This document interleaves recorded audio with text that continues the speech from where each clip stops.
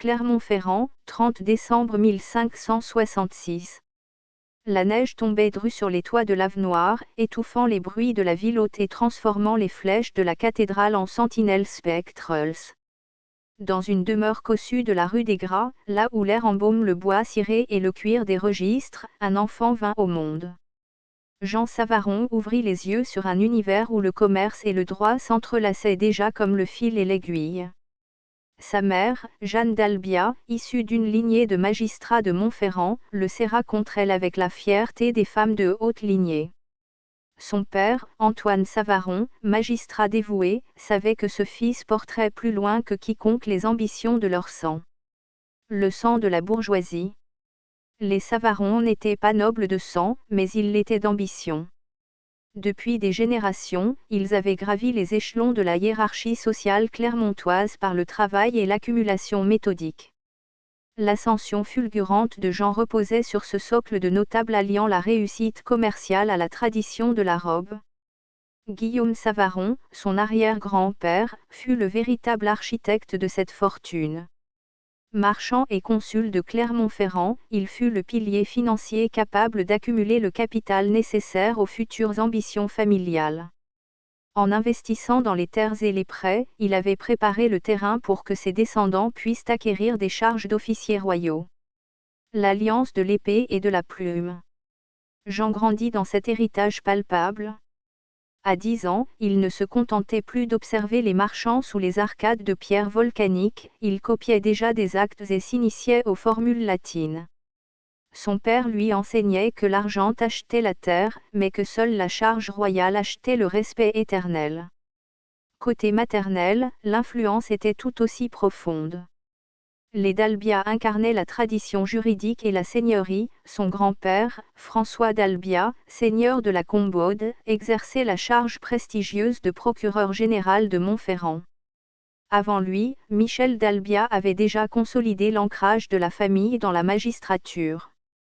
Cette éducation d'élite, financée par le négoce des ancêtres, préparait l'enfant à devenir un humaniste juridique, capable d'allier la pratique du magistrat à l'érudition du chercheur. Les semences de l'absolutisme. La France des années 1570 vibrait de tensions religieuses et politiques. Jean entendait les murmures sur la faiblesse de la couronne et l'ambition des grands seigneurs. Son père lui inculquait une leçon qui deviendrait le socle de sa vie, seule l'autorité du roi pouvait garantir l'ordre face au chaos.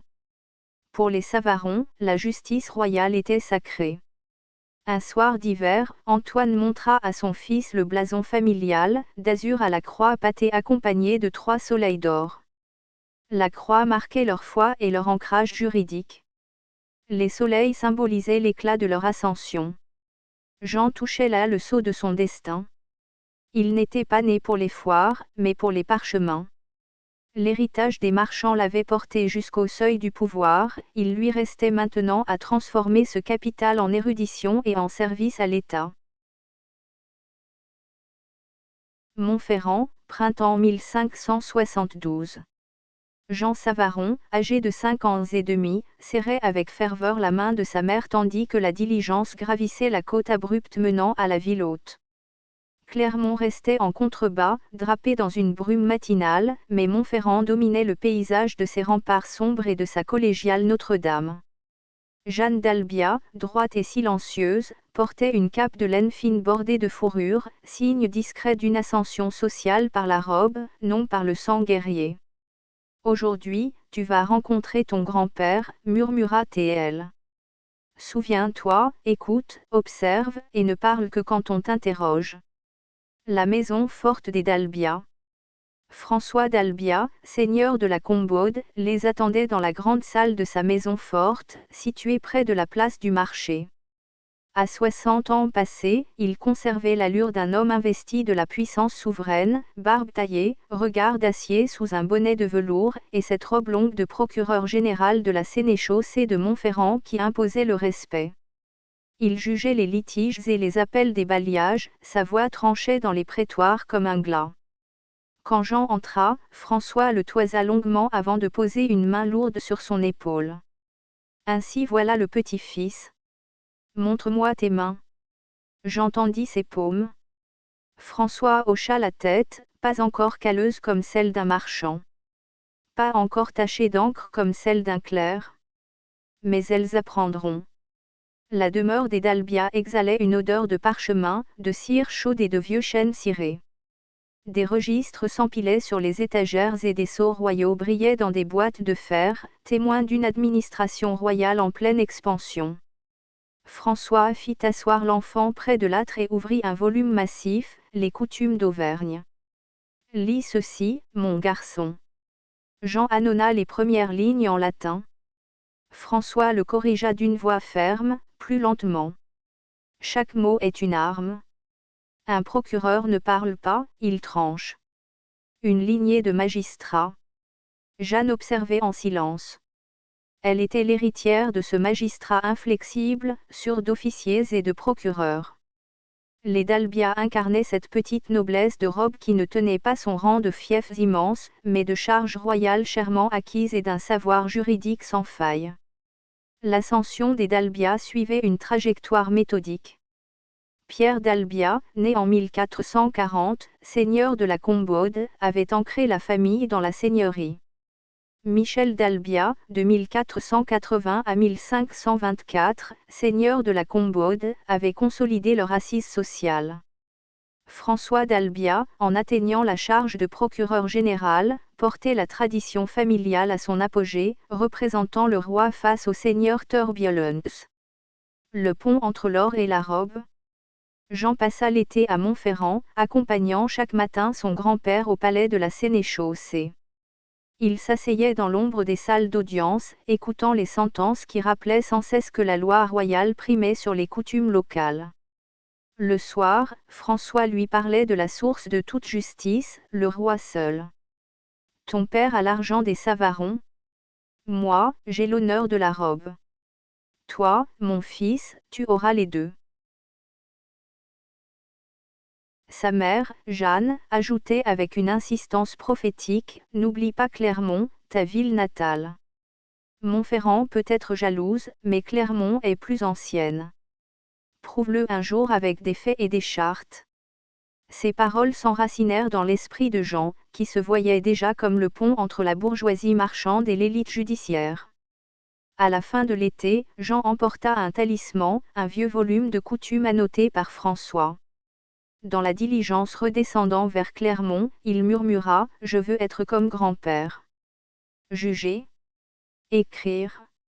Servir le roi. » De retour rue des Gras, il rangea l'ouvrage aux côtés des registres de Guillaume Savaron. Deux mondes fusionnaient désormais en lui, l'or des foires et le noir de la robe. L'héritage des marchands l'avait porté à la porte de la justice, la tradition de la robe s'apprêtait à l'y faire entrer pour l'éternité. Bourges, automne 1581. La diligence s'arrêta dans un nuage de poussière devant les portes de la ville, cœur battant de la science juridique européenne. Jean Savaron, 14 ans et demi, descendit le premier, les jambes raidies par le voyage depuis Clermont. Il portait une cape de laine noire, un petit coffre de livres et de parchemins, et dans son regard, une faim dévorante.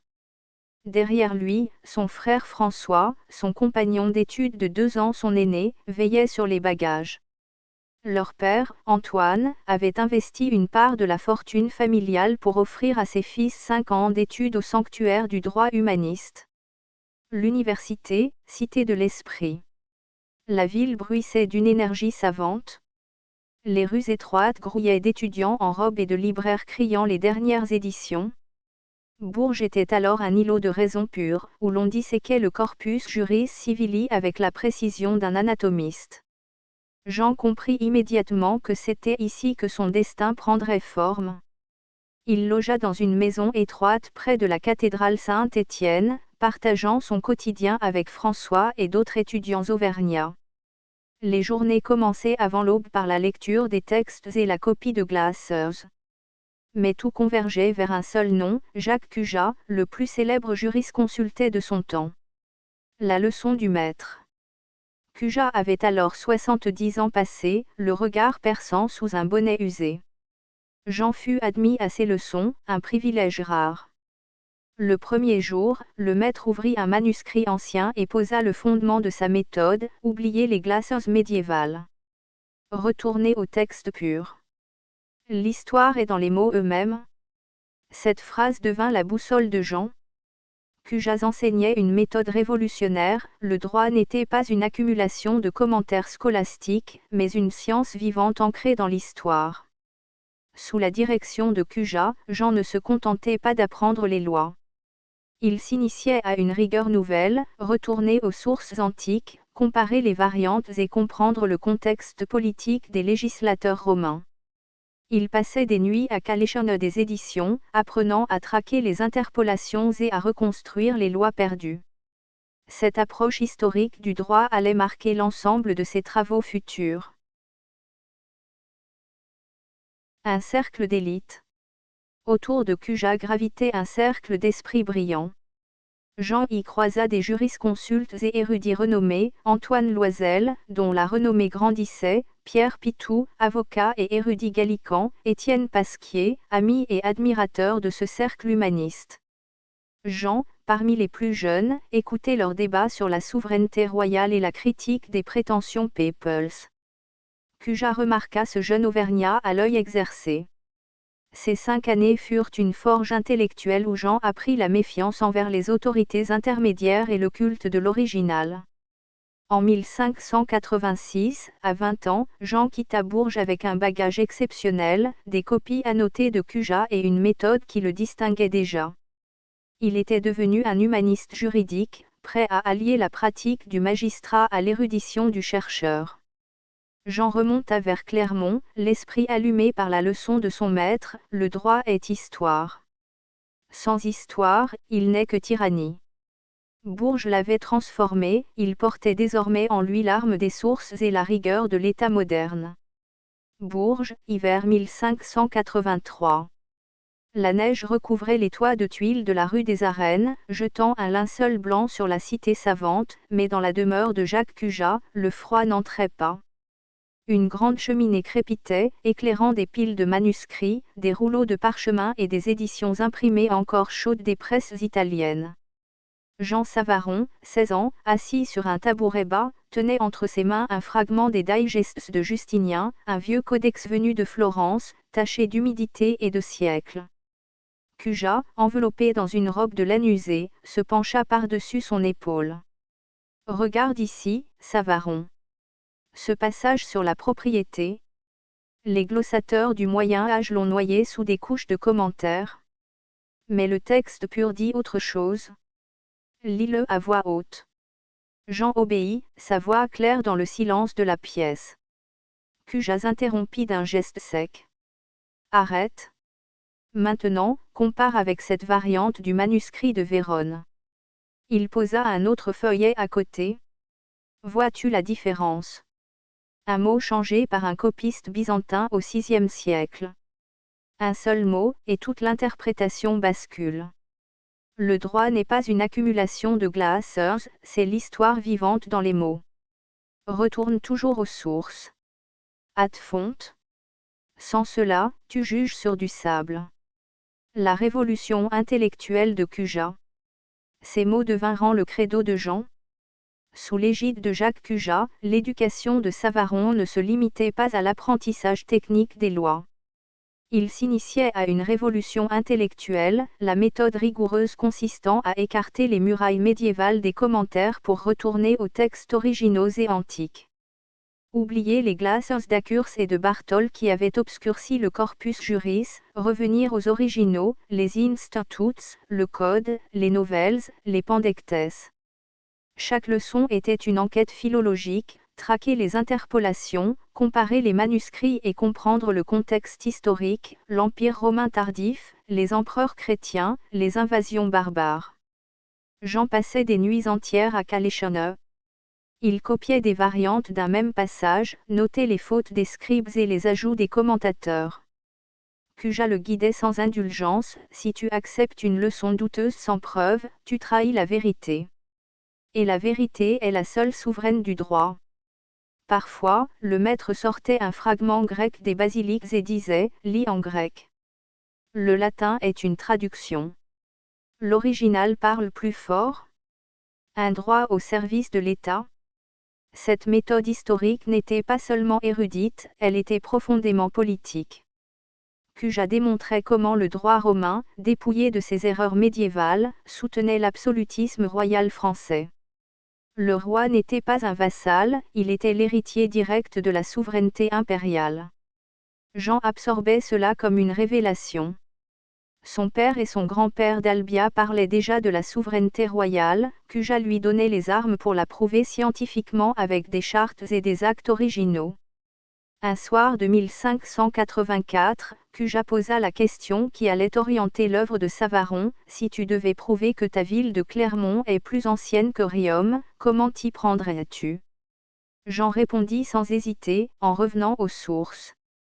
Les mentions chez César, les inscriptions romaines, les chartes mérovingiennes.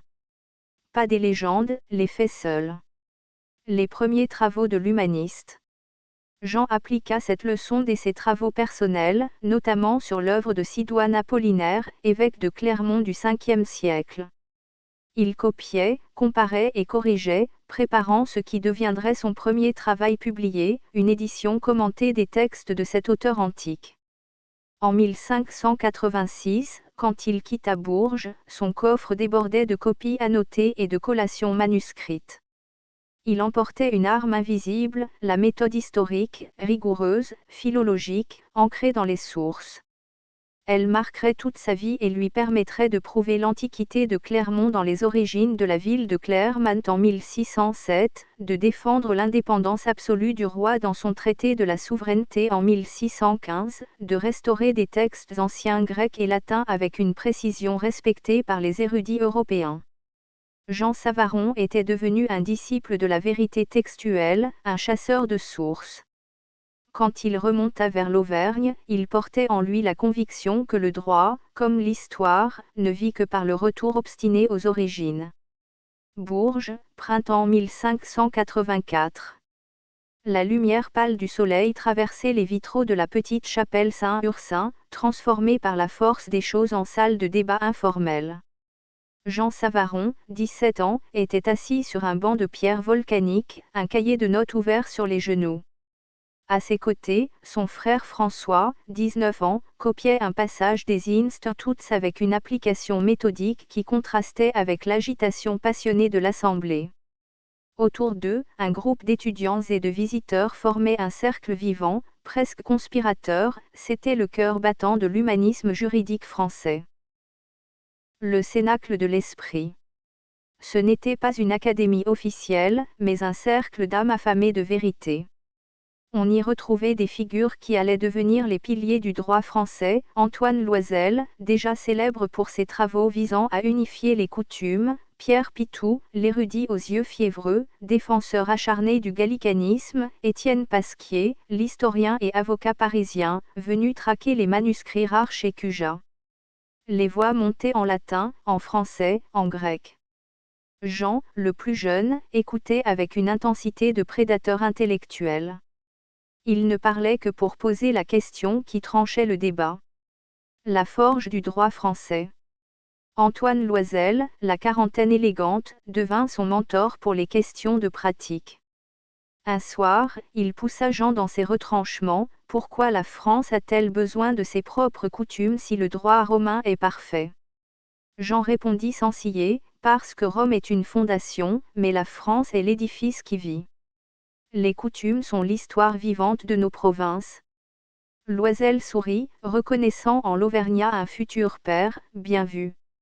Mais n'oublie jamais, sans la rigueur romaine, tes coutumes ne sont que des contes de veillée. Pierre Pitou, plus austère, lui insuffla la passion du gallicanisme. Il travaillait sur les libertés de l'Église de France et ne supportait aucune ingérence de Rome. Le roi tient sa couronne de Dieu seul, pas d'un évêque étranger. Martela-t-il. C'est Pitou qui glissa à Jean un manuscrit de Sidoine Apollinaire: tiens, Savaron. Lis ton compatriote. Il est la preuve que l'Auvergne était le dernier bastion de la romanité face aux barbares. Ce fut l'étincelle qui alluma chez Jean le désir d'écrire l'histoire de sa ville. Le pont entre hier et demain. Étienne Pasquier, le plus théâtral, l'interrogeait sur l'équilibre du pouvoir. Le roi est absolu, mais qui le contient? Jean répondit avec l'assurance de Cujas, le droit, monsieur. Car le roi est le droit incarné. Pasquier rit, tu parles déjà comme un magistrat du grand siècle. François, son frère, était son ancre. Moins fulgurant mais plus structurel, il classait et vérifiait chaque référence. Ensemble, ils comprirent leur mission, ils ne seraient pas de simples praticiens comme leur père, ni de purs théoriciens comme Cujas. Ils seraient les ponts. Marchant par le sang, le sens des réalités, juges par la robe, l'autorité, et érudits par Bourges, la science. La naissance d'une identité. Ce cercle forgea la conviction profonde de Savaron, l'érudition doit servir l'État. Un bon juge est un historien qui s'ignore. Il y apprit l'humilité face aux textes et l'audace face aux puissants.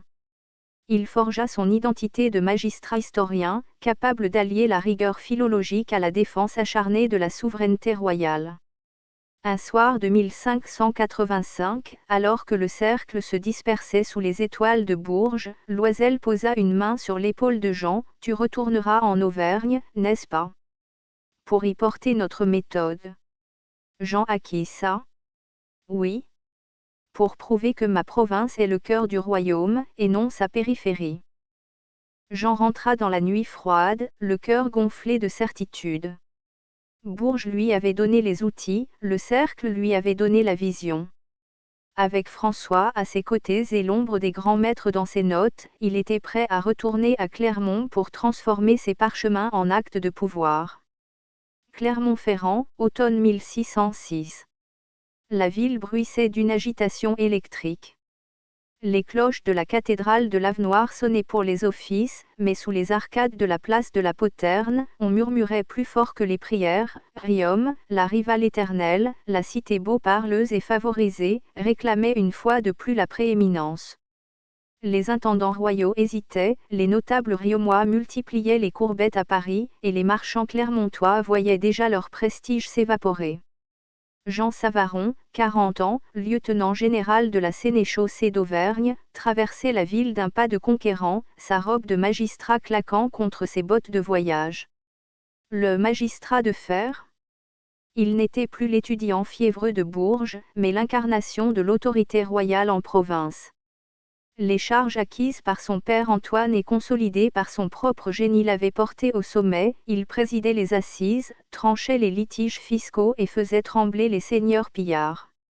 Mais ce jour-là, sa cause était plus vaste, il s'agissait de sauver l'honneur de sa cité.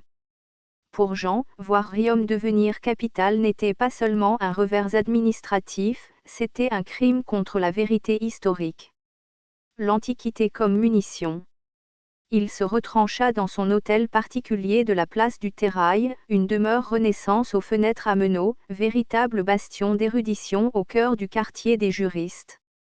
Sur sa vaste table de chêne, la méthode de Cujas allait devenir une arme de guerre. Savaron ne se contentait pas de réclamer, il prouvait. Depuis des mois, il exhumait des fragments de César, de Strabon et de Sidoine Apollinaire pour rédiger son œuvre majeure, Les origines de la ville de Clermont en 1607. Sa plume courait sur le papier, nerveuse et précise. La ville de Clermont, anciennement Augusto-Nemetum Arvernorum, est l'héritière directe de Gergovie, la place forte où Vercingétorix brisa les légions de César. Riom n'est qu'un vicus secondaire, une invention tardive sans racines. Il invoquait les inscriptions lapidaires découvertes près des fondations de la cathédrale, les chartes mérovingiennes et les textes grecs. Pas de place pour les légendes ou les envolées lyriques, chaque affirmation était étayée par une source primaire.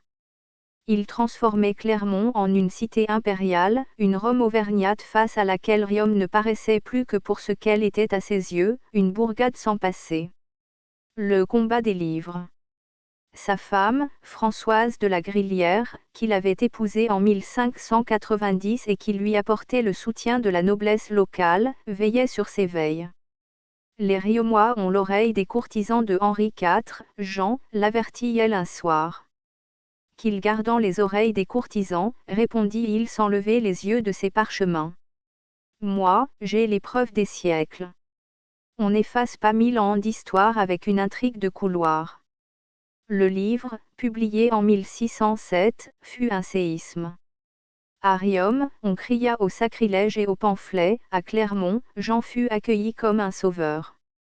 Les marchands offraient l'ouvrage aux voyageurs, et les magistrats s'en servaient pour clore les débats. Même à Paris, ses anciens compagnons Loisel et Pitou saluèrent cette application magistrale de la philologie à la politique locale. La victoire du savoir. Jean ne s'arrêta pas à l'écriture. En tant que lieutenant général, il utilisa son pouvoir pour verrouiller les privilèges clermontois, protection des archives, arbitrage des foires, confirmation des droits municipaux. Devant les commissaires royaux, il tonnait « L'histoire ne ment pas, messieurs. Clermont est le berceau des Arvens. » Grâce à lui, Clermont conserva son rang de capitale judiciaire et spirituelle. Il avait réussi l'impossible, transformer une querelle de clochers en une démonstration scientifique respectée dans tout le royaume. Un soir de 1608, regardant la neige recouvrir les toits de pierre noire, il rangea ses notes. Il avait prouvé que l'érudition n'était pas un refuge, mais un levier de pouvoir. Jean Savaron n'était plus seulement un juge, il était devenu la conscience historique de l'Auvergne, l'homme qui avait rendu à sa ville ses lettres de noblesse antique. Paris, octobre 1614. La salle du couvent des Grands Augustins résonnait comme une nef de cathédrale avant l'orage.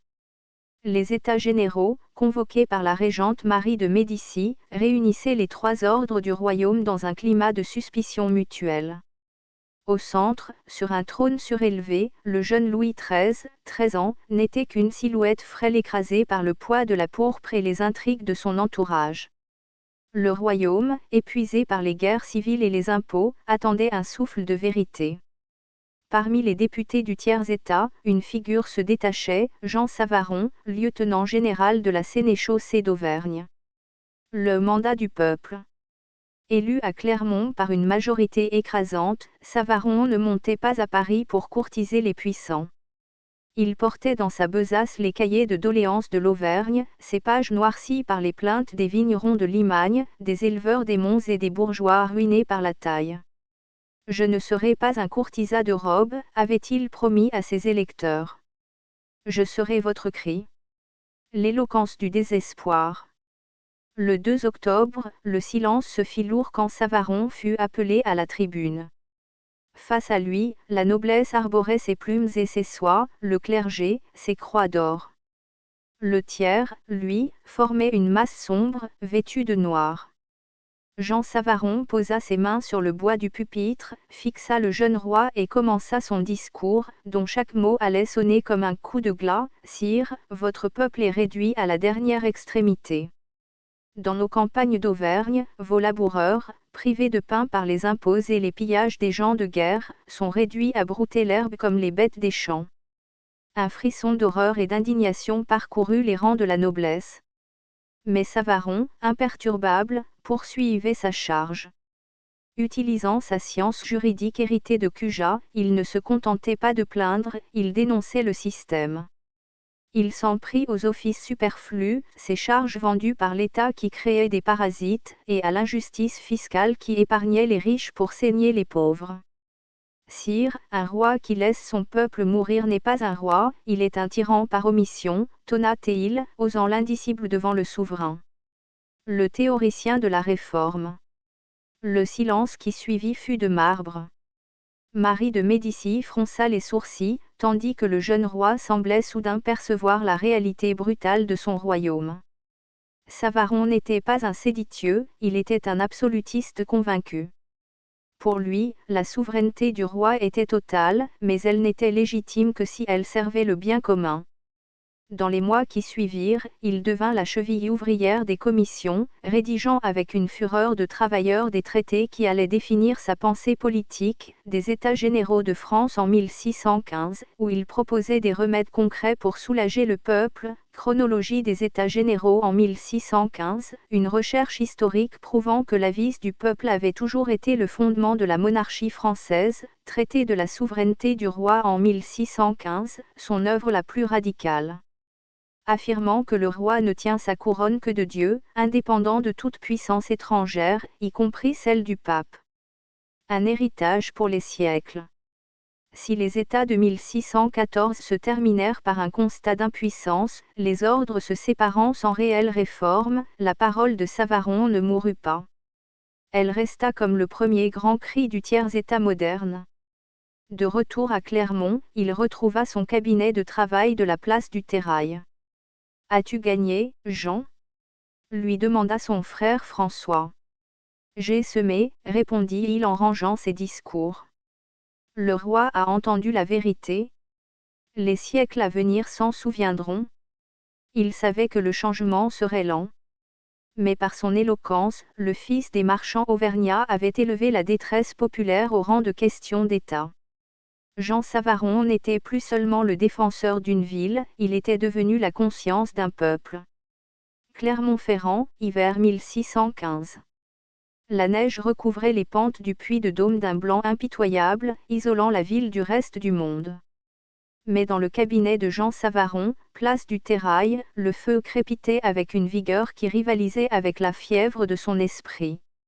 Des piles de livres anciens, les œuvres de Sidoine Apollinaire qu'il avait lui-même éditées, les Instituts de Justinien, les capitulaires carolingiens, entouraient sa table de travail comme une garde d'honneur. À 49 ans, Savaron écrivait avec l'urgence d'un homme qui a vu le gouffre. L'éveil d'une conscience royale. Les États généraux de l'année précédente l'avaient transformé. À Paris, il avait touché du doigt la fragilité de la couronne, une régence chancelante, des nobles plus préoccupés par leur pension que par le bien public, et l'ombre d'une papauté prête à s'ingérer dans les affaires de France. Fort de son expérience de député du tiers, il savait désormais que sans une autorité royale incontestée, le royaume retournerait aux cendres des guerres civiles. Il trempa sa plume sur une feuille de papier vierge, traça le titre de ce qui allait devenir son manifeste, traité de la souveraineté du roi en 1615. Ad font, le droit contre le pape et les barons. Appliquant une dernière fois la méthode de Cujas, il ne chercha pas ses arguments dans la rhétorique, mais dans la poussière des archives. Pour Savaron, l'histoire n'était pas une décoration, elle était la preuve juridique de l'indépendance française. Contre Rome, il exhuma les conciles gallicanes et la pragmatique sanction de Bourges. Il affirma avec une audace qui fit trembler les jésuites, le roi de France ne tient sa couronne que de Dieu seul.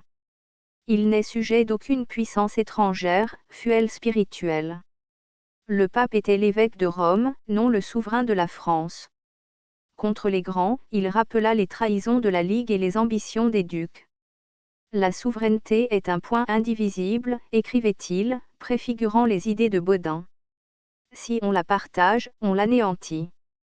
Il ressuscita la formule de Charles VII, le roi est empereur en son royaume. Mais chez Savaron, cet absolutisme n'était pas un caprice tyrannique, il était le bouclier du peuple. Seul un roi tout-puissant pouvait briser les féodalités locales qui écrasaient les petits, comme il l'avait dénoncé à la tribune des grands Augustins. L'architecte de l'État moderne. Françoise de la Grillière entra doucement dans le cabinet, posant une tasse d'infusion fumante près de l'encrier. « On dit à la cour que tes écrits fâchent les envoyés du pape, Jean, l'avertit-elle. »« S'ils se fâchent, c'est que la vérité les blesse, répondit-il sans cesser d'écrire. Je ne flatte pas Louis XIII, je lui donne les titres de son pouvoir pour qu'il puisse enfin régner. » L'ouvrage, publié à Paris en 1615, devint immédiatement une référence pour le parti gallican. Ses anciens compagnons, Pitou et Loisel, y virent l'aboutissement de leur débat de Bourges. Savaron ne se contentait plus de défendre Clermont, il bâtissait l'armature intellectuelle de la monarchie française du XVIIe siècle. Le juge au service de l'idée. En tant que lieutenant général, il mit ses théories en pratique. Il devint le rempart de la justice royale en Auvergne, limitant les abus des seigneurs locaux et rappelant aux officiers que leur autorité n'était qu'un reflet de celle du monarque. Il n'était pas un courtisan cherchant les faveurs de Marie de Médicis, mais un magistrat de fer convaincu que la loi, pour être juste, devait émaner d'un centre unique et sacré. Un soir de 1616, refermant le dernier exemplaire de son traité, il regarda les flammes mourantes. Il avait accompli sa mission de juriste, prouvé par les textes que la France était une souveraineté de droit divin, imperméable aux tempêtes étrangères. Savaron avait donné à l'absolutisme ses racines historiques, il appartenait désormais au jeune roi de le faire fleurir. Clermont-Ferrand, été 1618. La lumière dorée du soleil traversait les vitraux de la cathédrale Notre-Dame de l'Assomption, projetant des éclats de rubis et d'émeraude sur les dalles de lave sombre. Jean Savaron, 52 ans, se tenait près du tombeau de saint Austremoine, un volume relié de cuir noir entre les mains. Il n'était pas venu en simple pèlerin, mais en déchiffreur d'énigmes. Depuis 2 décennies, il traquait les cicatrices du temps, inscriptions romaines effacées, chartes carolingiennes poussiéreuses et vies de saints oubliés sous les voûtes des monastères. Le restaurateur de Sidoine. Tout avait commencé avec Sidoine Apollinaire, ce monument de l'esprit gallo-romain du Ve siècle. Pour Savaron, l'évêque poète de Clermont n'était pas une figure de légende, mais le premier défenseur de la cité face aux invasions barbares. En publiant son édition commentée en 1598, 1599 et 1609, Jean appliquait la méthode de Cujas à la littérature, retour aux manuscrits les plus anciens pour purger le texte des fautes des copistes, notes philologiques reliant le latin tardif aux réalités administratives de l'empire déclinant, réhabilitation de Sidoine comme le symbole de la romanité persistante de l'Auvergne. La géographie sacrée de l'Auvergne. En 1608, il franchit une nouvelle étape avec De Sancti, Ecclesiis et Monasterii Claramontri. Dans ce traité écrit en un latin d'une élégance rare, il dressait l'inventaire des fondations sacrées de Clermont. Mais là où d'autres se contentaient de fables pieuses, Savaron exigeait des preuves, une relique sans charte est une pierre sans nom. Il voulait prouver au royaume que Clermont était un centre spirituel majeur depuis l'Antiquité tardive, une cité dont la sainteté était aussi ancienne que sa noblesse. Clovis, le sacre de la souveraineté. L'année de sa mort, en 1622, il publia son ouvrage le plus symbolique, de la sainteté du roi Louis dicte Clovis. Cet abrégé de la vie du premier roi des Francs était une machine de guerre politique. En s'appuyant sur Grégoire de Tours, il démontrait que le baptême de Clovis n'était pas un acte de soumission au pape, mais une alliance directe entre le roi et Dieu. Clovis devenait le miroir de Louis XIII, un souverain sacré, fondateur de l'unité nationale, dont le pouvoir ne dépendait d'aucune puissance terrestre. Le greffier de la nation. Parallèlement à ses recherches religieuses, il achevait en 1615 sa monumentale chronologie des États généraux. De l'an 647 à 1614, il recensait chaque assemblée, chaque cahier de doléances, transformant des siècles de chaos en une ligne droite au service de la couronne. Pour Savaron, les États généraux étaient un conseil nécessaire pour éclairer le roi, mais ils n'avaient aucun droit de limiter sa volonté souveraine. Sa femme, Françoise de la Grillière, le trouvait parfois trop absorbé par ses fantômes de papier.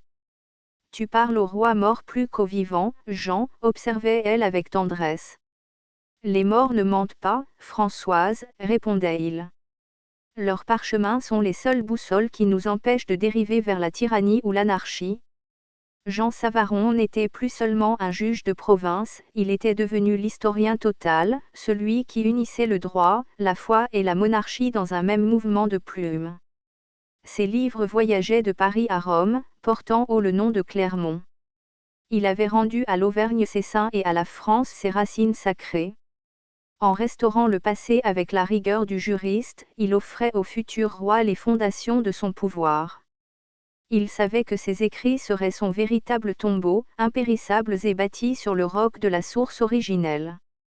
Clermont-Ferrand, 27 novembre 1622. Le vent d'hiver, chargé des neiges précoces du Puy-de-Dôme, balayait les rues de l'Avenoir, faisant gémir les enseignes des marchands. Dans sa demeure de la place du Terrail, Jean Savaron s'éteignit paisiblement à l'âge de 56 ans. Il n'y eut point d'agonie tragique, seulement le repos d'un esprit qui avait épuisé 3 vies en une seule. Françoise de la Grillière, sa fidèle compagne, lui ferma les yeux, tandis que son frère François et ses enfants se tenaient dans un silence de cathédrale. La plume était posée, l'encrier était sec, mais l'œuvre, elle, entrait dans l'éternité. Le repos du sage. Les funérailles furent à l'image de l'homme, empreintes d'une dignité austère. On porta sa dépouille jusqu'à la cathédrale Notre-Dame de l'Assomption. Il fut inhumé dans la chapelle Sainte-Catherine, sous les voûtes de pierre volcanique qu'il avait tant aimées. Sa plaque funéraire, d'une sobriété toute cujassienne, ne mentionne que ses titres de lieutenant général et de jurisconsulté. Pourtant, sous cette dalle, repose l'homme qui avait redonné à Clermont son arbre généalogique impérial. Un héritage de papier et d'acier. L'héritage de Savaron ne s'est pas éteint avec lui. Il s'est infiltré dans les fondations de l'État moderne comme une sève invisible. L'absolutisme, son traité de la souveraineté du roi a servi de manuel aux ministres de Louis XIII et aux théoriciens de Louis XIV, fixant pour un siècle l'indépendance de la couronne face à Rome. La science historique, sa méthode de retour systématique aux sources a préfiguré l'histoire moderne. Ces éditions de Sidoine Apollinaire sont restées des références pour les érudits européens pendant plus de 200 ans. L'identité auvergnate, en liant Clermont à Gergovie dans ses origines, il a offert aux Clermontois une fierté qui a survécu à toutes les réformes administratives. La mémoire de Pierre, l'hôtel Savaron. Aujourd'hui encore, le passant qui remonte place du Terrail ne peut ignorer son empreinte. Son hôtel particulier, joyau de la Renaissance clermontoise, demeure le témoignage physique de son ascension. Les fenêtres à meneaux, la cour intérieure ornée de médaillons et les inscriptions latines qu'il a lui-même choisies racontent l'histoire d'un fils de marchand devenu l'égal des plus grands érudits. On y voit encore les initiales entrelacées de Jean et Françoise, figées dans la pierre sombre, comme un défi jeté au temps. La voix qui ne s'éteint jamais. Clermont n'a jamais oublié son défenseur. Si Riom a conservé ses charmes, c'est Clermont qui a gagné la bataille des siècles pour devenir la métropole de l'Auvergne, confirmant la vision de son lieutenant général. Les historiens voient aujourd'hui en Savaron bien plus qu'un érudit local, il est le trait d'union parfait entre l'humanisme de la Renaissance et l'affirmation de l'État moderne. Un après-midi de février 2026, dans la fraîcheur de l'hôtel Savaron, un jeune chercheur feuillette un fac-similé de la chronologie des États généraux. En touchant le grain du papier, il ressent la passion de ce magistrat qui, entre deux audiences, reconstruisait le passé pour éclairer l'avenir. Jean Savaron n'a pas conquis de royaume par l'épée, mais il a sécurisé celui des mots et des lois. Il s'est éteint en 1622, mais chaque fois qu'un Clermontois lève les yeux vers le plateau de Gergovie ou que l'on invoque l'autorité du droit sur l'arbitraire, la voix de Jean Savaron résonne encore. Il est le gardien éternel de la cité, le fils des marchands devenu le prince des parchemins.